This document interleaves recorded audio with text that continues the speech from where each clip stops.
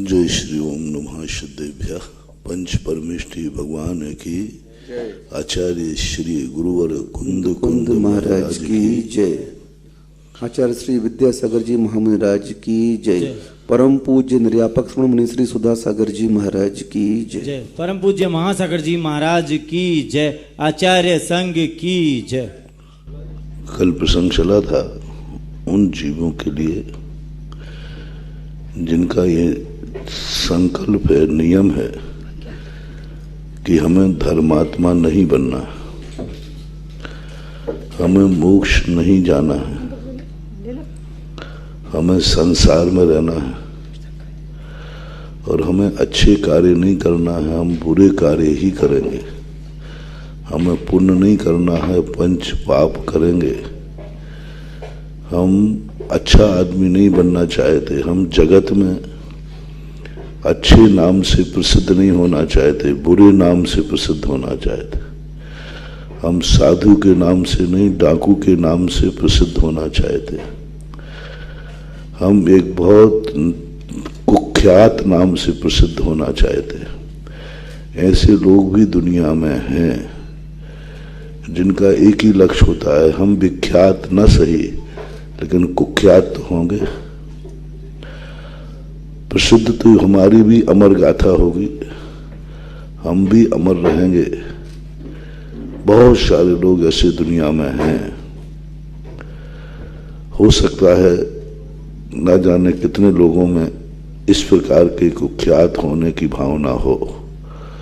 जितने अराजक तत्व होते हैं, आतंकवादी, डाकू, पापी, जुआड़ी, ये सब जानते हैं, ये जानते हैं कि मैं बुरा कर रहा हूं, लेकिन वो ये भी जानते हैं कि हम बुराई में ही प्रसिद्धि चाहते हैं। जुआड़ी जानता है कि मैं गलत कर रहा हूं, आतंकवादी जानता है कि मेरा मरना निश्चित है, लेकिन वो जानता है कि मैं आतंकवाद में, जब कहीं आतंकवाद होता है ना, तो कुछ संस्थाएं जिम्मेवारी लेती हैं कि हाँ मैंने किया है।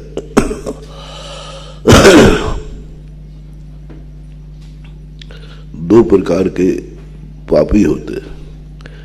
एक वह जो पाप करके भागते हैं, पाप करके छुपते हैं, अपना पापी चेहरा छुपाते हैं, नाम छुपाते हैं, अपने पाप को छुपाने के लिए झूठ बोलते हैं।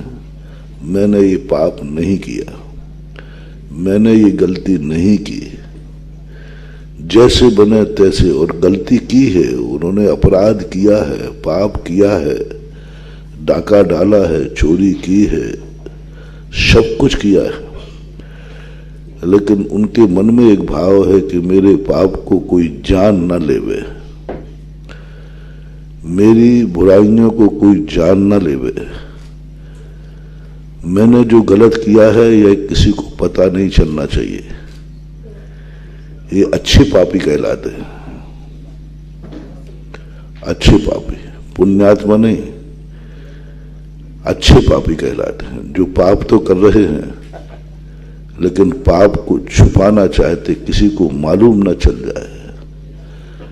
ये भी है कि वो छोड़ना भी नहीं चाहते, छूट भी नहीं रहा, लेकिन एक छुपाने का भाव करते हैं। एक बार एक पिताजी ने, किसी ने कहा कि तुम्हारा बेटा स्मोकिंग कर रहा था, सिगरेट पी रहा था। उन्होंने कहा देखो भाई, मेरा बेटा नहीं पी सकता। बोले मैं तुम्हारे सामने, आंखों के सामने दिखा दूं? बोले ये तो असंभव है, मेरे सामने तो वो पी ही नहीं सकता। उसने कहा चलो भाई दिखाई देते। पिताजी का दावा था मेरे सामने पी नहीं सकता वो। उन्होंने कहा तुम्हारे सामने आंखों देखे, मैंने तो आज तक कभी उसे सिगरेट पीते नहीं देखा और मुझे विश्वास है मेरे सामने पिएगा भी नहीं। चलो दिखाई देते। पिताजी को ले गए। वो कहीं अपने दोस्तों के साथ सिगरेट पी रहा था। जैसे उसने देखा, पिताजी ने देख लिया, तो वो सिगरेट मुंह से नहीं निकाल पाया, उसने यूं हाथ लगा लिया। जैसे ही हाथ लगाया, पिताजी खुश हो गए। वो देखा मेरे सामने तो पी नहीं सकता, वो हाथ लगा लिया ना।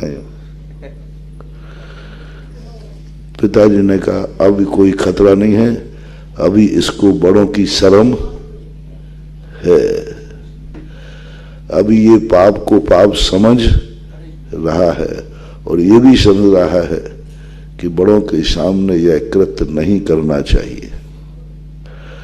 तो हम उन पापियों को उपदेश दे रहे हैं जो अच्छे पापी हैं। तुम भी यदि उनमें हो तो तुम भी अच्छे पापी का टाइटल पा लेना। पहला, कोई पाप करते समय दुनिया में तुम्हें किसी का डर है क्या? पुण्य करते समय नहीं कह रहा, पाप करते समय, बुरे कार्य करते समय क्या तुम्हारे मन में कुछ डर हुआ? क्या तुम्हें लगा भगवान का डर? क्या तुम्हें लगा अगले भाव की अपनी दुर्गति का डर? यदि ऐसा डर लग रहा हो, समझ लेना तुम भव्य हो, पापी जरूर हो। पापी जरूर हो लेकिन तुम भव्य हो, क्योंकि तुम्हें भगवान का डर लग रहा है। आत्मा कांप रही है, कर तो रहा। एक दिन एक मंदिर में चोरी हुई, उसका ये लगा रहता ना कैमरा, सीटी कैमरा, उस कैमरे को निकाला, मुझे दिखाया गया।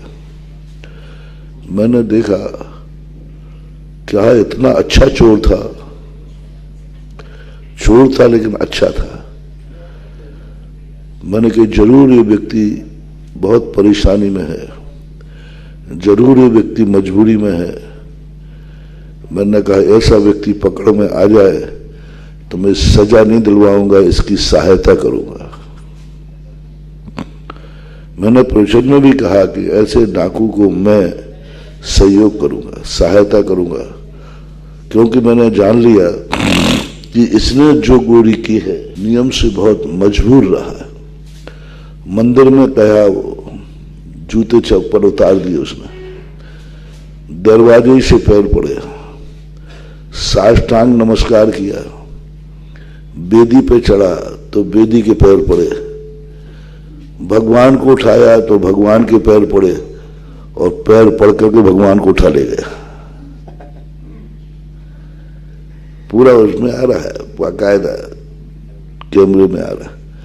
और फिर भगवान को उठा ले गया और उसने हाथ जोड़े, क्यों किया? वो लोग करते हैं ऐसा। मैंने समझा भगवान से कह रहा, भगवान मैं क्या करूं, मेरी मजबूरी है। ये अच्छे पापी कहलाते हैं, ये सुधर जाएंगे। जिस दिन इनकी मजबूरी दूर हो जाएगी उस दिन ये जरूर सुधरे। ऐसे लोगों को यदि कोई सहानुभूति दे दे, ऐसे लोगों को कोई थोड़ा सा उपदेश दे दे, ऐसे लोगों को यदि कोई थोड़ा सहारा दे देवे तो ये पाप छोड़ देंगे, क्योंकि उसके मन में अभी डर है। भगवान को उठा रहा है, कान पकड़ रहा है, नमस्कार कर रहा है। बस ऐसे लोगों को सहयोग की जरूरत है।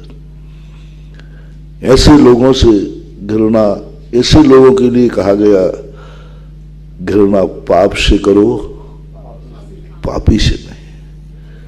मैं सोचता था कि ये चीजें ऐसी क्यों लिखी, पाप से घृणा तो पापी से तो घृणा होगी ही होगी। नहीं, ऐसे पापी जैसा मैंने बताया, चोरी तो है, पाप तो कर रहा है, लेकिन पापी को संभालो।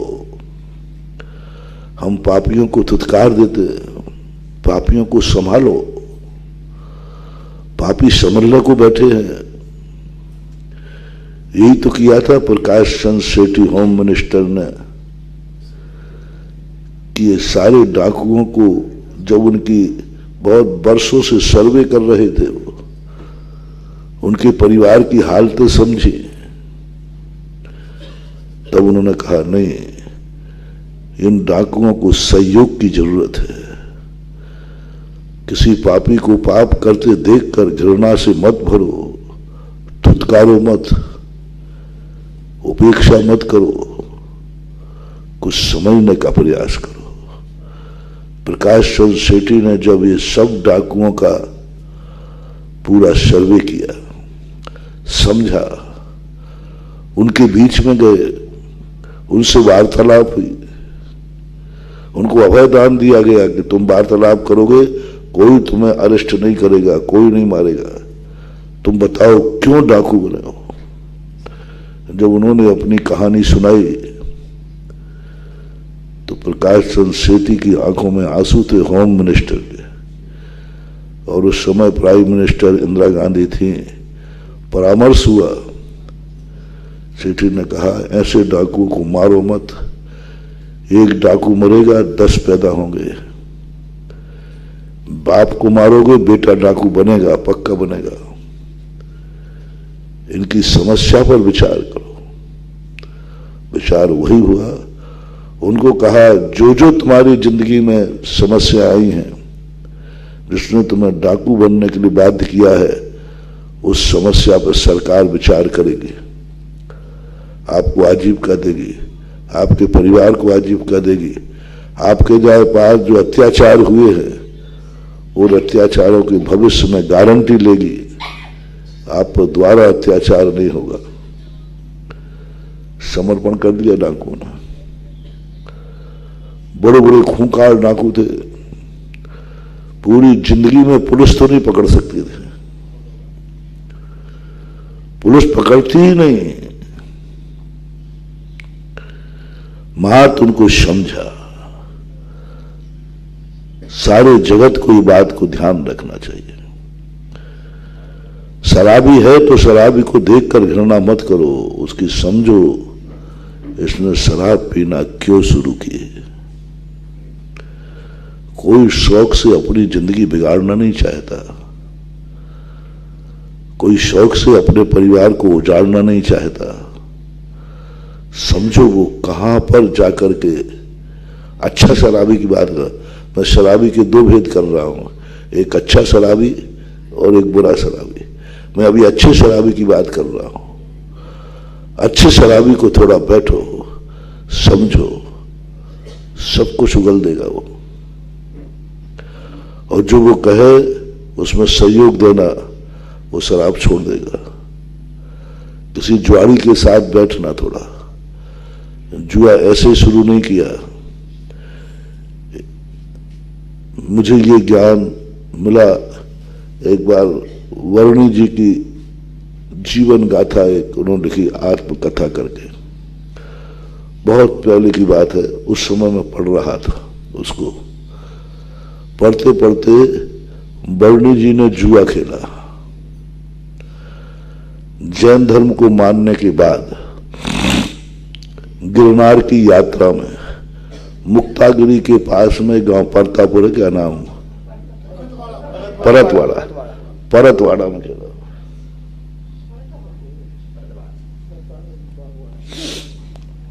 उनके पास 5 रुपया थे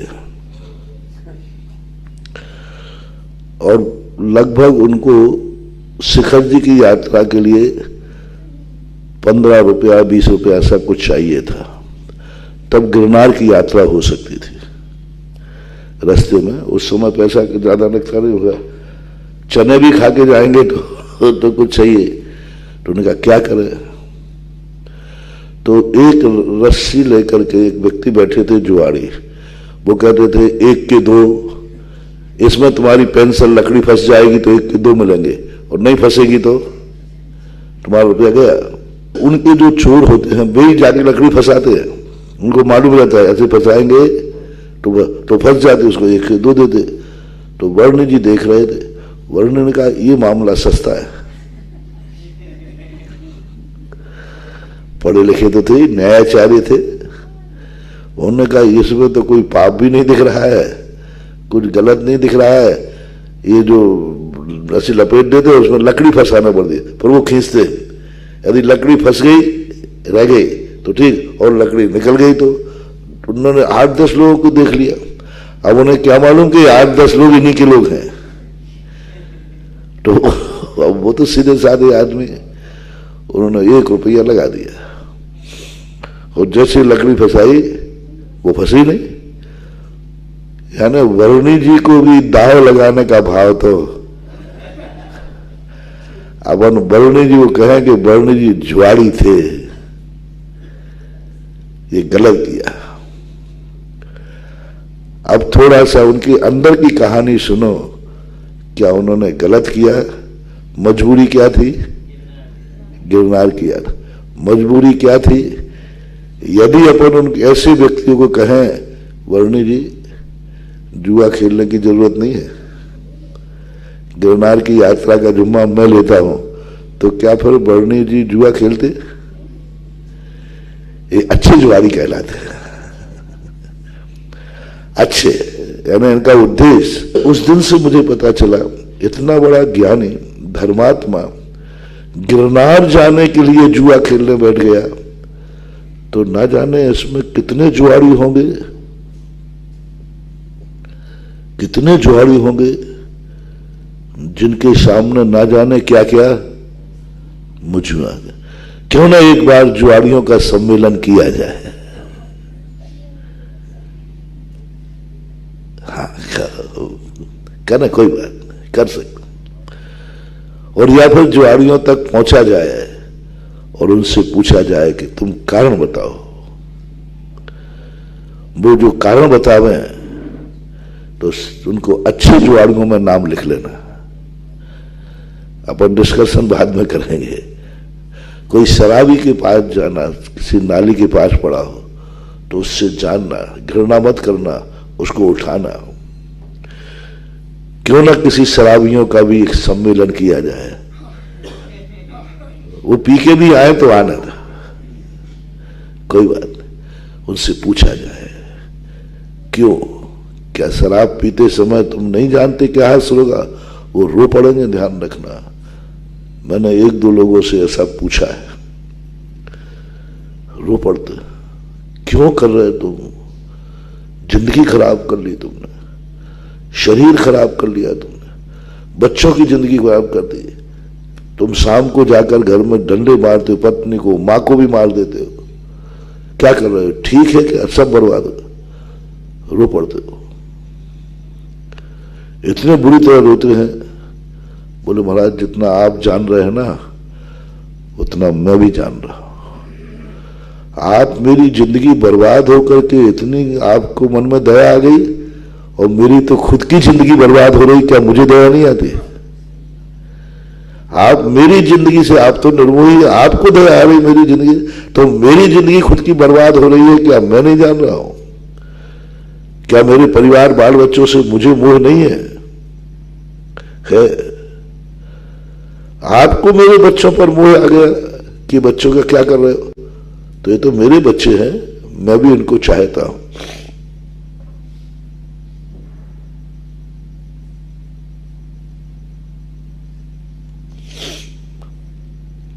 मां को भी चाहता हूं, पत्नी को, सबको चाहता हूं। फिर मैंने उनकी मजबूरी सुनी। सुनाओ, खुल के सुनाओ। उन्होंने जो सुनाया तो हृदय कांप गया। कैसे शुरू की हमने शराब, कैसे शुरू की हमने ये डाका डालना। एक मध्य प्रदेश में पूजा उब्बा करके डाकू था। उस समय हम लोग यूनिवर्सिटी में पढ़ते थे। उसी समय वो अरेस्ट किए गए थे, समर्पण किया था। उनसे हम लोग मिलने गए। तो मिलने के बाद वो हफ्ते में 2 दिन मिलने की छूट होती थी, सबसे वार्तालाप करते थे, सिंकचे में बंद रहते थे। उन लोगों ने, हमने, तुमने इतने घर उजाड़ दिए, तुम्हें कोई विकल्प नहीं आया? दूसरे की कमाई तो तुम छीन लेते, क्या तुम्हें बद्दुआ नहीं लगेगी? मुझे आज भी याद, उन्होंने यही कहा, मैंने इतने घर उजाड़ दिए, इस पर आप लोगों को दया आ रही है। काश आप ये पूछते कि तुम्हारा घर कैसे उजड़ा जो तुम डाकू बने हैं। जो उन्होंने अपने उजाड़ की कहानी सुनाई, मैं भी दुनिया की तरह जीना चाहता हूं, मैं भी इज्जत चाहता हूं। कौन अपने बाल बच्चों को छोड़कर जंगलों में, लेकिन मेरी में उन्होंने जो कहानी सुनाई थी बड़ी दर्दनाक कहानी थी। उन पर जो अत्याचार हुए थे, वे अत्याचार सुनने के बाद ऐसा नहीं लगा कि डाकू गलत बने, ऐसा लगा कि डाकू बने ये इनकी मजबूरी है। ये अच्छे डाकू, जितने अच्छे डाकू थे उनको जैसे ही समस्या का समाधान हुआ छोड़ दिया। डाकू मूरत सिंह, डाकू मलखान सिंह, चंबल का, ये अच्छे डाकू थे, इनके नियम थे। मैंने उनसे पूछा, मैंने कि तुमने अच्छा कार्य क्या किया? सुनना, अच्छे डाकू की पहचान बता रहा हूं। डाकू है पर वो, आजकल तुमने कभी भी अच्छे पापियों के साथ अच्छा शब्द नहीं लगा देखा हुआ, मैं लगा रहा हूं। मैंने कहा तुमने अच्छा कार्य क्या किया? बोले मैंने एक अच्छा कार्य किया। अपने पूरे डाकू के जीवन में मैंने आज तक किसी महिला के शरीर पर पहना हुआ आभूषण नहीं उतरवाया, हमारी गैंग का नियम था। कितना ही पहनो, करोड़ से सोना पहनो, जो पहना है उसको मैंने कभी भी शरीर पर से नहीं उतरवाया और किसी महिला को हाथ नहीं लगाया। यदि हमारी गैंग में किसी महिला के आभूषण उतार ले या उसको हाथ लगा दे, हम उसको वहीं शूट कर देते हैं, वहीं तुरंत मार देंगे, उसको लाने का सवाल ही नहीं। तुरंत सजा है उसकी। तुम्हारे कोर्ट में तो फिर भी सजा के लिए वो बहस होती ना, बहस है, टाइम लगता है, झूठा गवाह मिल जाए तो बड़े। हमारे यहां तुरंत सजा है, 1 मिनट की देरी नहीं है, तुरंत मार देते। बोले 1-2 डाकू हमारे हाथ से मारे गए थे, शरीर पर से नहीं उतरवाते। किसी के मंगल सूत्र को आज तक हमने अपहरण नहीं किया, यदि रखा भी मिला तो हमें लगा कि इतना बड़ा डाकू जो धन के लिए डाका डालता है, उनके भी कोई नियम है, वो भी इंसान है। उससे लगा कि ये इंसान है, इनके अंदर इंसानियत से जीने की बात है। ये भी जान रहे हैं कि धर्म है कोई चीज, ये भी जान रहे हैं कि परमात्मा कोई चीज है, ये भी जान रहे हैं कि मैं गलत कर रहा हूं। तो ऐसे जो अच्छे डाकू होते हैं उनको छांटें, उनको समझें, उनके बीच में बैठें, उनको समझने का प्रयास करें। अच्छे डाकू सुधर जाएंगे, अच्छे जुआड़ी सुधर जाएंगे, अच्छे लोग, अच्छे पापी सुधर जाएंगे, शराबी सुधरेंगे, अच्छे सुधरेंगे। उनको प्यार दो, उनकी अंतर की आवाज को समझो, प्रयास करो कि किस मजबूरी से गुजर रहे हैं। और ये सबसे बड़ा धर्म होगा। हम उन धर्मात्माओं को सुधारते हैं जो पहले से ही धर्मात्मा।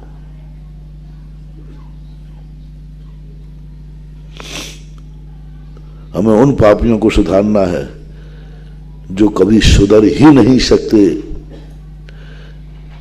ऐसे उनके परिणाम है, ऐसे उनका व्यवहार है। बड़े बड़े लोगों को दीक्षा दी लोगों ने, बड़े बड़े पुण्यात्माओं को मुनि बनाया, मोक्ष बनाया। शास्त्रों में उन महाराजों के नाम नहीं मिल रहे, लिखे ही नहीं किसी ने। एक बहुत बड़े धर्मात्मा को मुनि बना दिया उन्होंने, कोई नाम बना दिया। वो धर्मात्मा था, वो तो बन नहीं बैठा था, लेकिन एक मछली का त्याग करा दिया महाराज ने। उन महाराज का नाम शास्त्रों में अमर हो गया। क्या है ये? जिसने जिंदगी में कभी मांस नहीं खाया, छना पानी पिया, उसको मुनि दीक्षा दे दी, उसका नाम नहीं, उसकी चर्चा नहीं, क्योंकि वो धर्मात्मा था। मैं तो कहता हूं कि हमारी प्रवचन सभा में धर्मात्मा लोग तो नहीं बैठे हैं, मैं कोई अब बैठ जाए तो भगाऊंगा नहीं, चिंता नहीं करना है।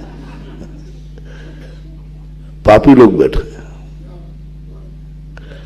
मैं आपसे ही पूछता हूं, मैंने सब लोग रात्रि भोजन के त्यागी बैठे थे,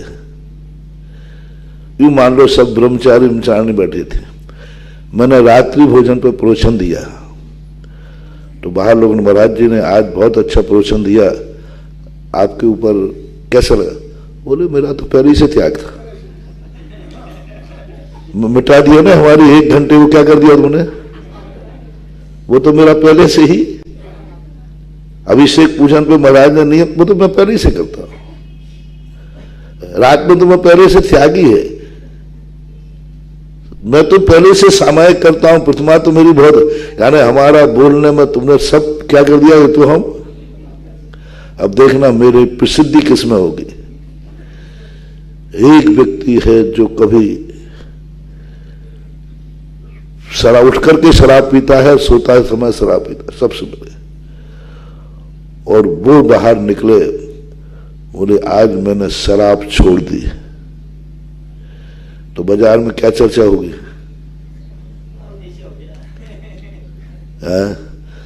खानपुर का यदि कोई स्वरूप कागला सुधर जाए तो हमारी चर्चा होगी कि महाराज ने ऐसा प्रवचन दिया कि स्वरूप कागला भी लाइन पर आ गया, गुस्सा इसने छोड़ दिया, अब गुस्सा नहीं करता, मंदिर भी आने लगा, धर्म भी करने लगा, तो प्रभाव ना होगी। अब जिनको गुस्सा ही नहीं, महाराज ने आज मालूम कितना बढ़िया उत्तम क्षमा पर प्रवचन दिया, बोले हमारी किसी से दुश्मनी है ही नहीं। मैं उनको मना नहीं कर रहा हूं, उनको और उच्च क्वालिटी का प्रवचन चाहिए। जो रात्रि भोजन त्यागी है उन्हें दिन के त्याग का प्रवचन चाहिए कि दिन में भी एक टाइम करो। जो प्रतिमाधारी हैं वे मुनि बन जाए तो उनको ये उपदेश चाहिए। लेकिन मैंने पूज्यवर समंतभद्र महाराज को देखा, उन पापियों के नाम जिन्होंने छोटा छोटा पाप त्याग किया, अमर कर दिया। चांडाल ने एक दिन हिंसा नहीं करूंगा, अरे यहां तो पूरी जिंदगी हो गई, एक मच्छरे को नहीं मारा, इसकी कोई कीमत नहीं है। क्योंकि तुम्हारा कुल कौन सा है? तुम मार ही नहीं सकते, तुम्हें संस्कार ही नहीं है। तुम पूर्व जन्म से पुण्य लेके आए हो कि तुमसे मच्छर भी नहीं मारेगा। लेकिन वो तो किस कुल में पैदा हुआ? बाप से हिंसा होती आई, मांस खाते आए। उन पापियों में से एक कौवे का मांस त्याग करा दिया, हजारों साल हो गए, आज तक वो कथा चल रही है। वे महाराज धन्य है और वो त्याग करने वाला भी धन्य है, नाम अमर किया।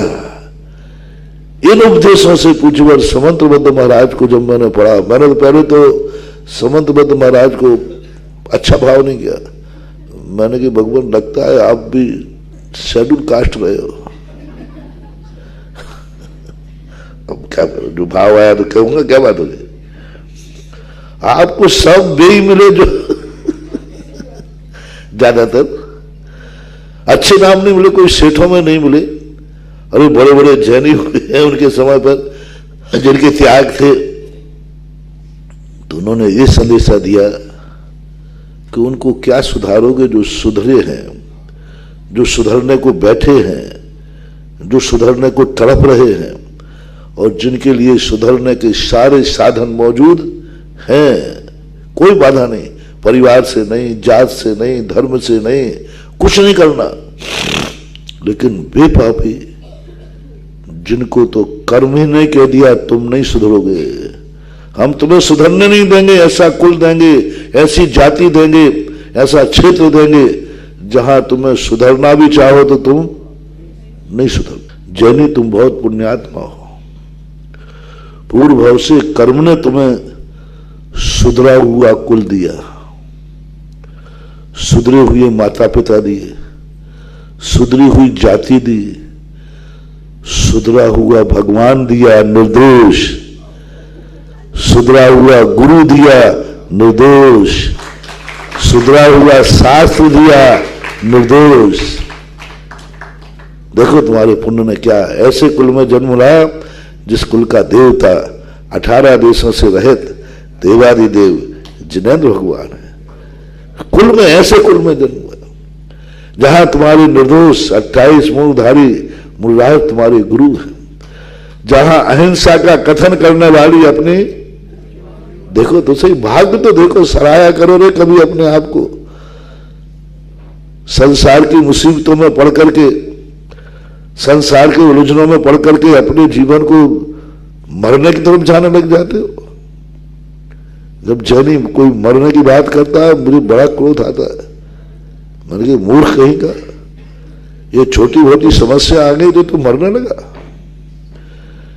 तू देख तो सही तेरे पुण्य ने कितना बड़ा कार्य किया कि तुम उस कुल में जन्म लिया जहां साक्षात जिनेंद्र देव देवता है। उपलब्धि देखो, नकारात्मक क्यों सोचते हो, अभाव को क्यों सोच के हो, सद्भाव को देखो ना। अभी कल ही परसों में ये मत सोचो तुम्हें क्या नहीं मिला है, पहले ये सोचो कि तुम्हें क्या मिला है। ये क्यों सोचो कि हमारे पास ये नहीं है। यदि ये सोचोगे महानुभाव, कभी शांति नहीं पाओगे। तुम कितने ही पुट पा लेना, उससे अधिक किसी ना किसी के पास पाओगे। रिपीट कर रहा हूं, जितना तुम पा जाओगे, आंख उठा के देखोगे कोई दूसरा आगे चलता हुआ, देखिए कहां तक जाओगे तुम, कितना जाओगे।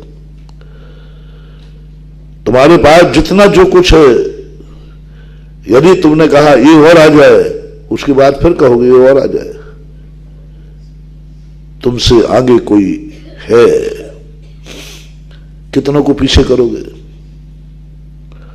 अभाव में जिंदगी मत जियो महानुभाव, बहुत क्लेश में तुम्हारा जीवन बीतेगा, तुम्हारी नींद हराम हो जाएगी और मर जाओगे तो बहुत बुरी तरह मरना पड़ेगा।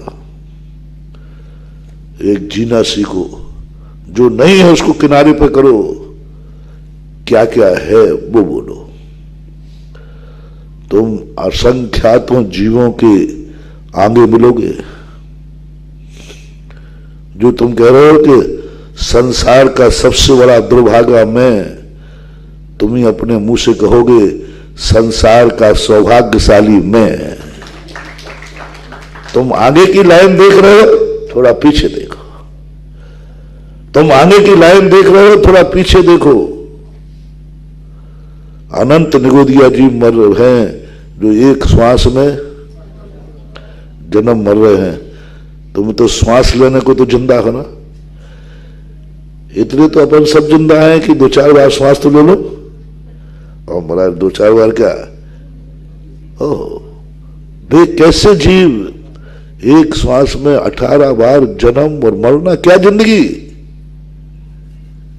हम श्वास ले रहे हैं।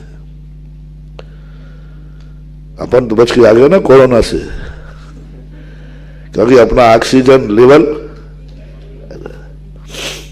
हम पुण्यात्मा जीव, श्वास लेने को जिंदगी मिली, श्वास लेने की योग्यता मिली, कितना बड़ा पुण्य। बोलो, एक श्वास में 18 बार जन्म मरने वालों की संख्या कितनी है। अनंता, तो अनंतानंत के तो आगे हुए ना हम। अनंतानंत पॉजिटिव सोचो। उसके बाद सोचो, इनके पास 2 इंद्रियां हैं, अपने पास कितनी है, 5। आगे हो कि पीछे हो, आगे। एक एक इंद्री को बढ़ाते जाओ। असंख्यात चीटियां हैं, असंख्यात त्रिंद्रिय हैं, उनसे अपन आगे है। उसके बाद 4 इंद्रिय असंख्यात, उससे अपन आगे। असंगी पंचेंद्रिय असंख्यात, उससे अपन पंचेंद्रिय पशु। आप कौन है? नहीं आप बोल दो, जो हो सो बोल दो। पर मनुष्य तो हुई, तो पशु कितने हैं? असंख्यात पशु हैं। उन असंख्यातों से अपन आगे मनुष्य। और मनुष्यों में भी देखो मृग खंडी कितने हैं? 5 गुने। एक आर्य खंड है और 5 मृग खंड है। सामान, संख्या को बाद में गिन लेना। 5 मलेच्छ खंडी यानी कितने हो गए? कर्म भूमि में भी जन्म लिया तुमने मान लीजिए, तो 5 मलेच्छ खंड है। 170 में 5 का गुणा कर देना। 170 आर्य खंड है। 170 गुणित 5 850 मलेच्छ खंड हैं। और अपन लोग कौन से खंडी है? आर्य खंडी। 170 आर्य खंड तो 850 मलेच्छ खंड है। बोलो अपन मलेच्छ खंडियों से आर्य पुत्र हैं, कितने आगे हैं? कितने आगे हैं? पॉजिटिव सोचो। अब इतनों में भी अपन सोचो, उपलब्धि बता रहा हूं जो तुमने कहने का मन था। संपत्ति बता रहा हूं, कितनी संपत्ति है देख तो ले रहे। उसके बाद में अपन भारत में ही जन्म लिए।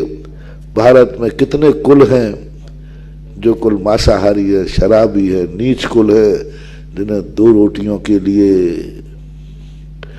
गंदगी साफ करना पड़ती है तब 2 रोटी खाते हैं।